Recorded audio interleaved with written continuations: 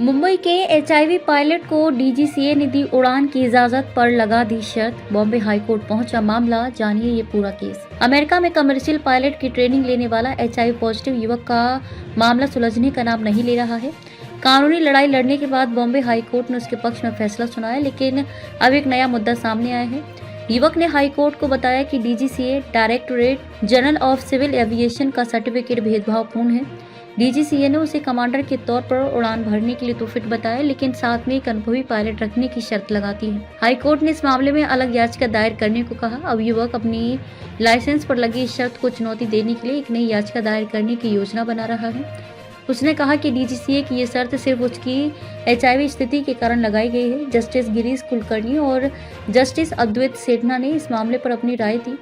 उन्होंने कहा, अगर याचिकाकर्ता को बाद के घटनाक्रमों और नए प्रमाणन से कोई शिकायत है तो याचिकाकर्ता को कानून के अनुसार इसे चुनौती देनी होगी। कोर्ट ने कहा कि अगर पायलट को कोई और शिकायत है तो वह नई याचिका दायर कर सकता है। पायलट ने ये याचिका पिछले साल अपने पिता के माध्यम से दायर की थी। जुलाई 2021 में एक मेडिकल टेस्ट में उसे पायलट इन कमांड के तौर पर काम करने के लिए फिट पाया गया था। उसने सिविल कमर्शियल पायलट बनने के लिए डीजीसीए की परीक्षाएं पास कर ली थी।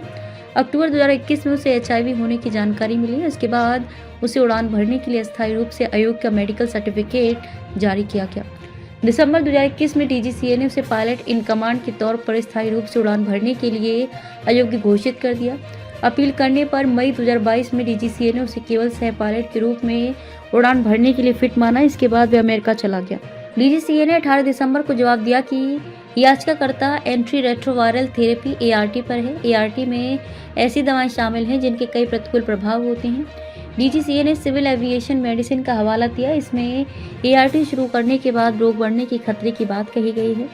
डीजीसीए ने कहा कि रोग बढ़ने के नतीजों, एआरटी के अप्रत्याशित दुष्प्रभावों और बार बार निगरानी की बाध्यताओं को ध्यान में रखते हुए एक एरोमेडिकल डिस्पोजिशन किया गया है, जिसके अनुसार उसे एक योग्य अनुभवी पायलट के साथ पायलट इन कमांड के रूप में उड़ान भरने के लिए फिट घोषित किया गया है।